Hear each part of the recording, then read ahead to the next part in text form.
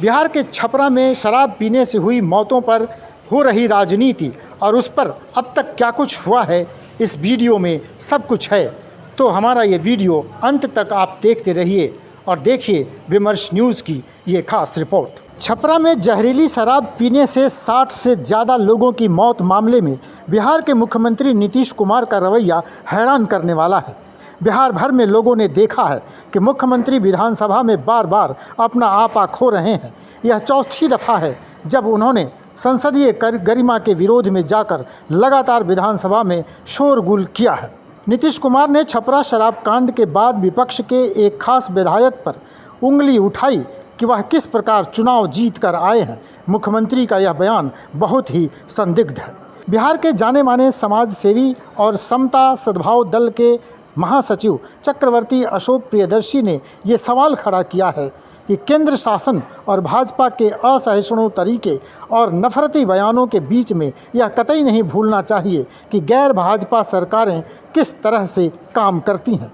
नीतीश कुमार का दंभ, नीतीश कुमार बूढ़े हो रहे हैं, शासन चलाने में लगातार विफल हो रहे हैं, उसको स्वीकार नहीं कर रहे हैं। उनका दंभ, संसदीय भाषा का 3 बार उन्होंने निषेध किया और संसद में संसदीय कार्यों की अवमानना 4 दफा हुई। क्या हो गया? क्या हो गया?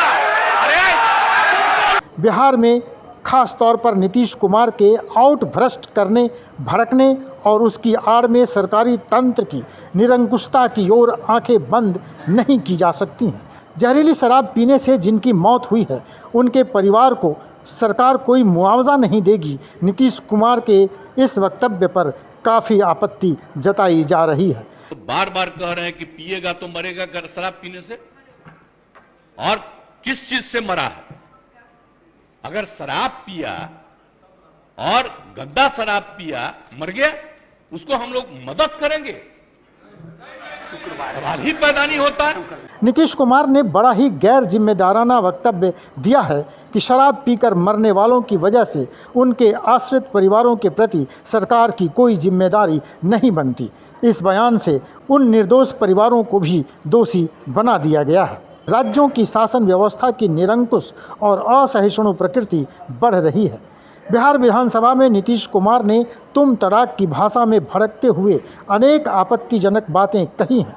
संसदीय मर्यादाओं का ख्याल किए बगैर दंभपूर्वक वह विपक्ष के ऊपर चोट करते हुए देखे गए हैं। कल तक सिवान जिले में भी जहरीली शराब की वजह से 5 लोगों की मौत की खबर आई है। उधर बेगूसराय से भी इसी तरह की खबरें आ रही हैं। अब तक की रिपोर्ट के अनुसार 67 पुरुष जहरीली शराब पीने से मर गए हैं। सबसे ज़्यादा मौत एक दूसरे से मिलती सीमा वाले 2 थाने मकेर और अमनौर थाना क्षेत्र में हुई है। परसा, अमनौर और मशरक थाने में भी बड़े पैमाने पर शराब का अवैध व्यापार और निर्माण चल रहा है। मुजफ्फरपुर पुलिस ने शुक्रवार को 16,000 बोतल शराब पकड़ा है। 525 कार्टन में विदेशी शराब हरियाणा से समस्तीपुर ट्रक द्वारा भेजा जा रहा था, यह भी पुलिस के संज्ञान में है। इसके अलावा प्रेस ने यह ध्यान दिलाया है कि इसके पहले परसा थाना क्षेत्र में जिस कंटेनर में स्प्रीट पकड़ा गया था और थाने में रखा गया था, उसे नष्ट करने की जगह उस कंटेनर में रखे स्प्रीट को ही गायब कर दिया गया। सारण जिले के इसुआपुर, मशरक, मरहौड़ा, मकेर और अमनौर थाना क्षेत्र में शराब से मौत की घटनाएं पहले भी घटी हैं। बावजूद इसके अवैध शराब का व्यवसाय जारी रहा है और अधिकारियों और उच्च अधिकारियों पर कोई कार्रवाई नहीं की गई है। यह सवाल पहले भी उठता रहा था कि जो शराब NH पर पकड़े जाते हैं, उनको नष्ट करने की जगह थाने में रखा जाता है, जबकि सरकार ने यह घोषणा कर रखी है कि जिस थाने में आबकारी विभाग के द्वारा शराब बरामद होगी, वहां के थाना प्रभारी को दंडित किया जाएगा। जनमुक्ति संघर्ष वाहिनी बिहार प्रदेश के संयोजक मणिलाल यह संदेह रखते हैं कि मुखिया के चुनाव के दरमियान जितने शराब जब्त हुए थे, उन्हें नष्ट किया गया या थाने में रखकर उनका अवैध व्यवसाय जारी रखा गया। सबसे बड़ी बात है कि आज तक किसी पर कोई कार्रवाई नहीं हुई। उसमें सब थानेदार एथी पर चौकीदार वगैरह को या ज्यादा थानेदार को भी इसके पहले मकेर के थानेदार को निलंबित किया गया था। तो अभी तक की जितनी भी घटनाएं हुई है उसमें कोई बड़े अधिकारियों पर कोई जो है सख्त कार्रवाई नहीं हुई और लगातार उन लोगों के ही संरक्षण में ये काम होता है अभी। और ये लगातार चुनाव के समय में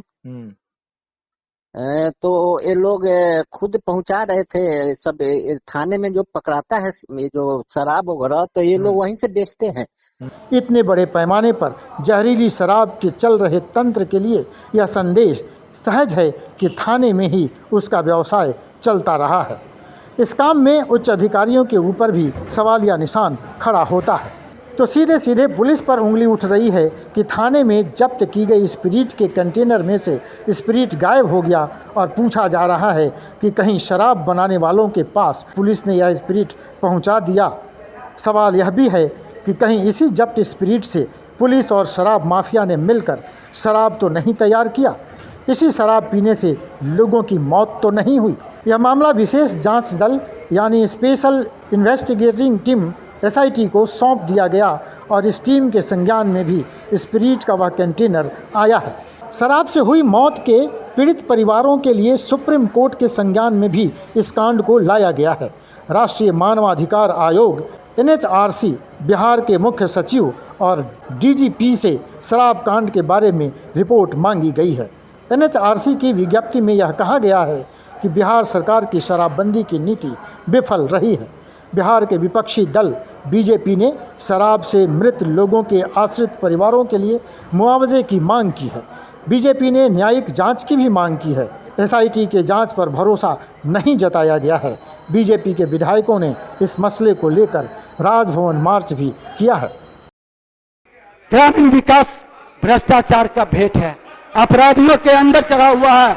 महोदय, एक और आंकड़ा आपको बता दें, आज शराब के मृतक को बीमारी का बहाना बनाया जाता है। इनके द्वारा आज जितने लोग मरे छपरा के जहरीली शराब में, उसके शव को जलाने के लिए पैसा नहीं था, चंदा कर रहा था महोदय, चंदा करके शव जलाया जा रहा है। यही ग्रामीण विकास है। क्या हुआ इनका? चल तो रहा था इनकी योजनाएं, कहां इनके लोग, कहीं नहीं पैसा मिला महोदय। शव जलाने के लिए बता दें मंत्री जी कि कहीं पैसा दिया गया है? भाजपा ने पहले से ही ये आरोप लगाया है कि बिहार के मुख्यमंत्री के संरक्षण में पुलिस शराब का सिंडिकेट चला रही है। उन्होंने यह कहा है कि मुख्यमंत्री को हटाया जाना चाहिए और बिहार में राष्ट्रपति शासन लगाया जाना चाहिए। दूसरी तरफ नीतीश कुमार यह चिल्लाते रहे कि भाजपा अपने शासित राज्यों में शराब से हुई मौतों का आंकड़ा दे। इस तरह के आरोप प्रत्यारोप से आज की राजनीति का खास चरित्र उजागर होता है, जिसमें ऐसा लगता है कि राजनीतिक दल जिस दल के शासन का विरोध करते हैं, खुद शासन में रहकर वैसे ही आचरण करते हैं और सामने विपक्ष में बैठे दल से यह पूछते हैं कि आपके शासन क्षेत्र में क्या हो रहा है और क्या होता रहा है। इस पर हाईकोर्ट ने पहले से ही कानून के प्रावधानों के ऊपर उंगली उठाई है और सुप्रीम कोर्ट तक भी बात गई है। कोर्ट में बिहार सरकार ने यही कहा है कि इस कानून की समीक्षा कर कुछ बदलाव किया जाए, परंतु बिहार सरकार की नीतियां कितने बड़े पैमाने पर विफल हैं, इसके उदाहरण इस सप्ताह की घटनाओं से जग जाहिर हो रहे हैं। मुख्यमंत्री ने बड़े गैर जिम्मेदाराना तरीके से कहा है कि हत्या के खिलाफ तो कानून पहले से ही बने हैं, लेकिन हत्याएं तो हो ही रही हैं। तो CM साहब को यह भी बताना चाहिए कि हत्याओं को रोकने की जिम्मेदारी किसकी है। विमर्श न्यूज़, पटना।